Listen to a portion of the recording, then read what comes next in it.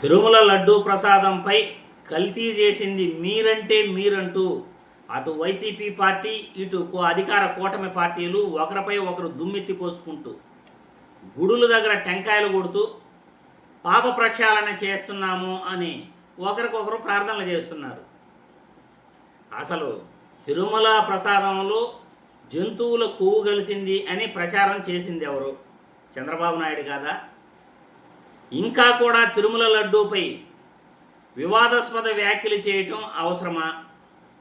Supreme court మొటిక్కాయలేసి CBI enquiry జరిగిన తర్వాత కూడా, సిబిఐ రిపోర్టు బయటకు వచ్చిన తర్వాత కూడా చంద్రబాబు మాటలు, పవన్ కళ్యాణ్ మాటలు అబద్ధాలు.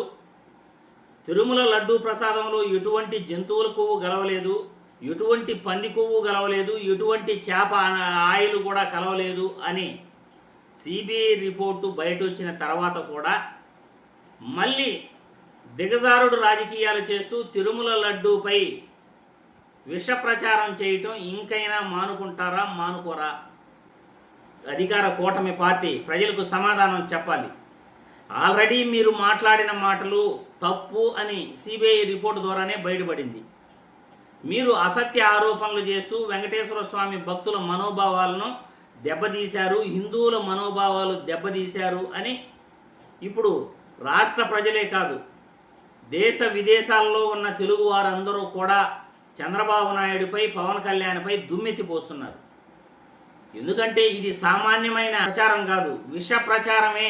చంద్రబాబు నాయుడు మరియు పవన్ కళ్యాణ్ ముఖ్యమంత్రి, ఉప ముఖ్యమంత్రి పదవుల్లో ఉండి నిరాధారమైన ఆరోపణలు చేయటం, ఇది హిందువుల మనోభావాలను దెబ్బతీయటమే కాదు, భక్తుల మనోభావాలను కూడా దెబ్బతీయటమే, తిరుమల వెంకటేశ్వర స్వామిని రాజకీయాల్లోకి ఏడ్చటమే.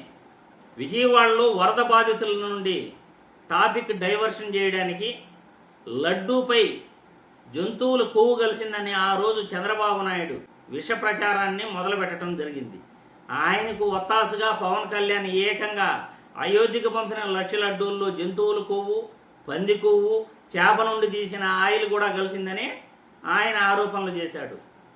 నేను సనాతని అంటూ వేషధారణ కూడా మార్చేశాడు. ఇప్పుడు సిబిఐ రిపోర్టు బట్టబయలైంది. మీరు మాట్లాడిన మాటలు తప్పు అని తేలింది. మళ్ళీ రసాయనాలు కలిసి ఉన్నాయి అని మళ్ళీ ప్రతిరోజు కూడా విష ప్రచారం చేస్తున్నారు.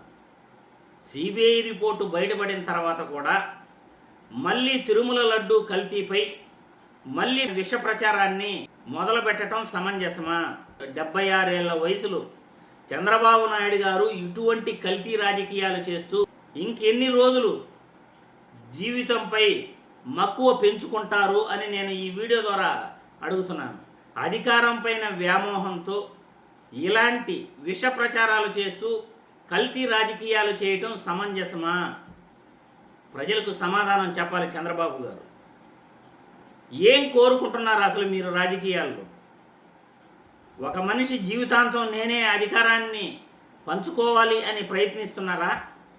లేకపోతే అపోజిషన్ అనేది ఉండకూడదు, మనకు పోటీ అనేది ఉండకూడదు, కాబట్టి నోటికి ఎంత వస్తే అంత విష ప్రచారం చేస్తాను, ఎలాంటి నిందలైనా అవతల వాళ్ళపై వేసేస్తాను అని అంటారా? ఇటువంటి కల్తీ రాజకీయాలు ఎవరి కోసం చంద్రబాబు నాయుడు గారు చేస్తున్నారు? ప్రజలకు సమాధానం చెప్పాలి. ఈరోజు ప్రతిపక్షాలందరూ కూడా చంద్రబాబు నాయుడు మాట్లాడిన మాటలు దుమ్మెత్తిపోస్తున్నారు.